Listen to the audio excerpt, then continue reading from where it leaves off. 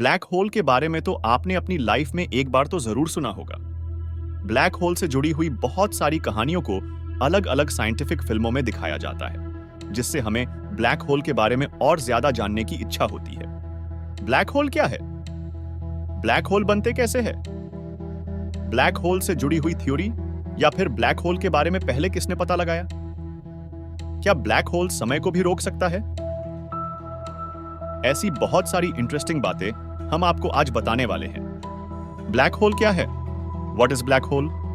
अगर हम आसान शब्दों में बताएं तो ब्लैक होल हमारे अंतरिक्ष या ब्रह्मांड की एक ऐसी जगह क्षेत्र है जहां से कुछ भी नहीं बच सकता। ब्लैक होल में गुरुत्वाकर्षण बल सबसे ज्यादा होता है और उसी वजह से रोशनी की किरण भी इससे छूट नहीं सकती, जिसकी वजह से यह क्षेत्र डार्क ब्लैक रंग का होता है और इसी वजह से इसको ब्लैक होल कहा जाता है। ब्लैक होल को कृष्ण विवर के नाम से भी जाना जाता है। यह अंतरिक्ष की वह जगह है जहां से भौतिक विज्ञान के कोई नियम काम नहीं करते। ब्लैक होल के बारे में साइंटिस्ट एल्बर्ट आइंस्टाइन ने 1905 में एक सिद्धांत प्रस्तावित किया जो कि थ्योरी ऑफ रिलेटिविटी मतलब सामान्य सापेक्षता सिद्धांत के नाम से जाना जाता है।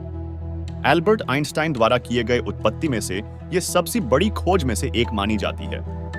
इसके बाद तो सभी लोगों का ब्रह्मांड को देखने का नजरिया ही बदल गया। सापेक्षता सिद्धांत, जनरल थ्योरी ऑफ रिलेटिविटी। सापेक्षता सिद्धांत कहता है कि ब्रह्मांड में किसी भी वस्तु में जो गुरुत्वाकर्षण दिखाई देता है उसका असली कारण है उस वस्तु का वजन या फिर द्रव्यमान, वस्तुमान। यानी कि किसी भी वस्तु का वजन जितना ज्यादा होगा उतनी ही वो वस्तु अपने आसपास के स्पेस टाइम में ज्यादा कर्व ट्विस्ट पैदा करेगी।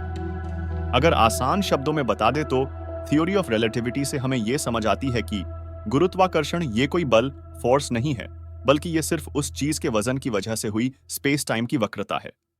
ब्रह्मांड में किसी भी चीज का जितना ज्यादा वजन या फिर द्रव्यमान होगा उतना ही ज्यादा वो चीज अपने आसपास के चीजों को खींच लेगी या फिर आकर्षित करेगी। अगर कोई व्यक्ति ब्लैक होल के नजदीक जाके वापस आने में कामयाब हो जाए तो क्या होगा?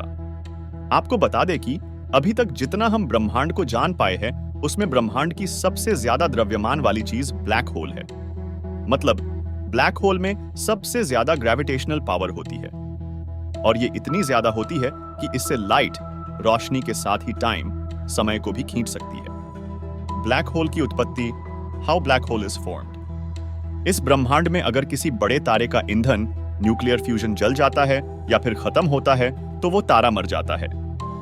ईंधन के खत्म होने से उस तारे में जबरदस्त विस्फोट हो जाता है जिसे सुपरनोवा भी कहते हैं। विस्फोट के बाद जो पदार्थ बचता है वह धीरे धीरे सिमटने लगता है और उसके बाद वह बहुत बड़े पिंड के रूप में आता है जिसे न्यूट्रॉन स्टार भी कहा जाता है। वो आकार में बड़ा होगा तो उसका गुरुत्वाकर्षण का दबाव भी ज्यादा होगा, तो इस वजह से अपने ही दबाव से वो कोलैप्स हो जाता है और इतना घना बन जाता है कि जिससे ब्लैक होल बन जाता है। ब्लैक होल में कम से कम जगह में ज्यादा से ज्यादा वजन होता है। मतलब अगर हम 1 किलोग्राम कपास, रुई और 1 किलोग्राम का लोहे का टुकड़ा लेंगे तो दोनों का वस्तुमान तो एक ही होगा, लेकिन दोनों का आकारमान आयाम अलग होगा। उसी तरह एक तारा टूट जाता है तो वह बहुत ही कम से कम आकार में चला जाता है, लेकिन उसका वस्तुमान, द्रव्यमान या फिर वजन उतना ही रहता है। क्या हमारे पृथ्वी को ब्लैक होल से खतरा है? इसका सिंपल जवाब है नहीं, नो। हमारे पृथ्वी से सबसे नजदीक ब्लैक होल जो है वो तकरीबन 26000 लाइट ईयर्स दूर है। 1 लाइट ईयर मतलब रोशनी की स्पीड से कोई भी चीज एक साल में एक जगह से दूसरे जगह जाएगी उतना अंतर, जो कि लगभग 9.5 ट्रिलियन किलोमीटर इतना आता है।